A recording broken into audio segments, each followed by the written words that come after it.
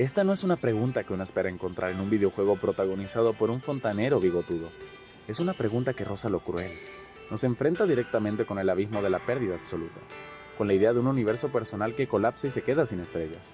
Es el tipo de pregunta existencial que define el curso de una vida entera, el catalizador de las más grandes historias de heroísmo o, por el contrario, de las más profundas caídas a la oscuridad. La respuesta de la mayoría de nosotros sería, con suerte, buscar ayuda, aferrarnos a los recuerdos y, con el tiempo, intentar dolorosamente encontrar un nuevo camino, un nuevo sentido. Pero un personaje hecho de papel, nacido de una tragedia que no entendíamos, tomó una ruta diferente. Él miró su universo roto, lo sopesó en sus manos y llegó a una conclusión de una lógica fría y aterradora. La única respuesta coherente a esa pregunta era destruir toda la existencia. Bienvenidos a la historia de Super Paper Mario, una historia que, bajo su apariencia colorida y su humor absurdo, esconde una de las meditaciones más profundas y desgarradoras sobre el amor, el nihilismo y la búsqueda de significado que ha producido la industria del videojuego. Hoy no vamos a analizar un juego, vamos a realizar una autopsia a un corazón roto, y a entender cómo su eco estuvo a punto de aniquilarlo todo, y por qué, paradójicamente, su brillantez selló el destino de la franquicia para siempre.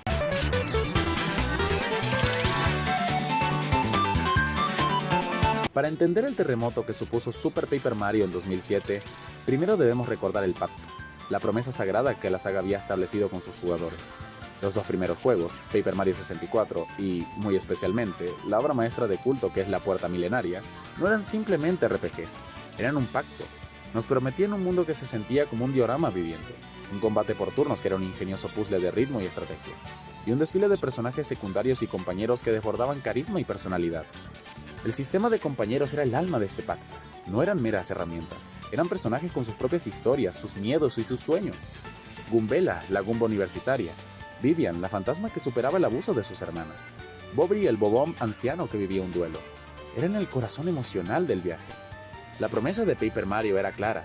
Te daremos un RPG profundo, envuelto en un sentido del humor brillante, con una historia que te importará. Y durante los años, los fans esperaron la tercera venida, el cierre de la trilogía en la nueva y revolucionaria consola de Nintendo, la Wii. Pero cuando el juego se reveló, el pacto se hizo añicos. El combate por turnos, el pilar de la identidad de la saga, había sido ejecutado. Los compañeros, con sus ricas personalidades, habían sido reemplazados por los píxeles, un conjunto de hadas herramientas mayormente mudas. La reacción inicial de la comunidad fue de una confusión que bordeaba la traición. ¿Qué era esto? ¿Un plataformas? ¿Un spin-off? ¿Había muerto la saga que amaban? La respuesta a por qué Nintendo tomó una decisión tan radical reside en la propia filosofía de la Wii. La estrategia del Océano Azul de Nintendo no buscaba complacer a su base de jugadores existente, sino expandir el mercado a millones de personas que nunca habían tocado un videojuego. En este nuevo paradigma, un RPG por turnos, con sus menús, estadísticas y ritmo pausado, era un producto de nicho, una barrera de entrada. Un plataformas, en cambio, es un lenguaje universal. Super Paper Mario fue en esencia un caballo de Troya. Fue la brillante y arriesgada decisión de vestir la historia de un RPG existencialista con las ropas accesibles de un plataformas. Fue un intento de colar una narrativa de una profundidad sin precedentes en el catálogo de una consola familiar. Y para hacerlo, el pacto original tuvo que ser roto. Pero lo que nacería de sus cenizas sería algo que nadie, ni los fans más acérrimos ni la propia Nintendo, podría haber anticipado. Una vez superado el shock inicial del cambio de género, lo que emerge es un juego de una brillantez de diseño asombrosa. La mecánica central de cambiar entre 2D y 3D no era un simple truco visual, era una herramienta de diseño de puzzles absolutamente genial, una forma de obligar al jugador a pensar fuera del plano y a cuestionar constantemente la realidad de lo que estaba viendo. Un muro infranqueable en 2D podía ser un simple arco de papel que podías rodear en 3D. Era una metáfora jugable sobre la importancia de encontrar nuevas perspectivas. Y sí, los píxeles carecían del encanto de los compañeros clásicos, pero su diseño tenía una lógica interna impecable dentro de este nuevo paradigma. Ya no necesitabas a un Koopa para golpear un interruptor lejano, tenías a Toreao, el píxel con forma de mano que te permitía agarrar y lanzar objetos. Cada píxel era una herramienta especializada, un bisturí de cirujano para resolver los puzzles dimensionales que el juego te proponía. Fue un sacrificio de la profundidad emocional en favor de la profundidad mecánica de los puzzles. Pero donde el juego no sacrificó absolutamente nada, sino que redobló la apuesta hacia niveles nunca vistos, fue en su narrativa y construcción de mundos. La historia de Super Paper Mario no es solo buena para un juego de Mario, es una de las grandes epopeyas trágicas de su generación de consolas. Su antagonista, el Conde Cenizo, es una de las figuras más complejas del panteón de Nintendo. No lo mueve la codicia ni el poder, lo mueve un corazón roto. Su plan de usar el corazón del caos para destruir todos los mundos es la conclusión lógica de una mente que ha llegado al límite del nihilismo. La creencia de que un universo que permite un sufrimiento tan profundo es un universo fundamentalmente fallido que no merece existir. El juego se convierte en un debate filosófico contra esta idea. Cada dimensión que visitamos es un argumento. El mundo 1 es un homenaje a las plataformas clásicos, un argumento por la alegría simple. El mundo 3 es una parodia de la cultura friki, con un castillo lleno de trampas de un camaleón otaku, un argumento por el humor y la autoconciencia. El mundo 7, el inframundo, es una interpretación del Hades griego, donde debes pagar tus deudas para cruzar el río Estigia, un argumento sobre la justicia y las consecuencias. Y sus personajes son la encarnación de esta lucha. Dimension, el aparente bufón, se revela como un maquiavélico manipulador con sus propios planes nihilistas. Y Tipi, tu guía, es en realidad Tímpana, el amor perdido del conde. Un fantasma sin memoria que representa la posibilidad de encontrar un nuevo propósito incluso después de que tu identidad ha sido borrada. El clímax del juego es una catarsis emocional. No se derrota al conde cenizo con un super salto, se le derrota con empatía, se le derrota cuando sus propios secuaces le demuestran su amor y lealtad, se le derrota cuando Tipi recupera su memoria y le ofrece no una batalla, sino el perdón. Su sacrificio final, casándose para anular el poder del corazón del caos y salvar una existencia que él mismo quería destruir, es la victoria definitiva del amor sobre el vacío. Es una conclusión de una madurez y una valentía narrativa que simplemente no debería existir en un juego con Mario en la portada.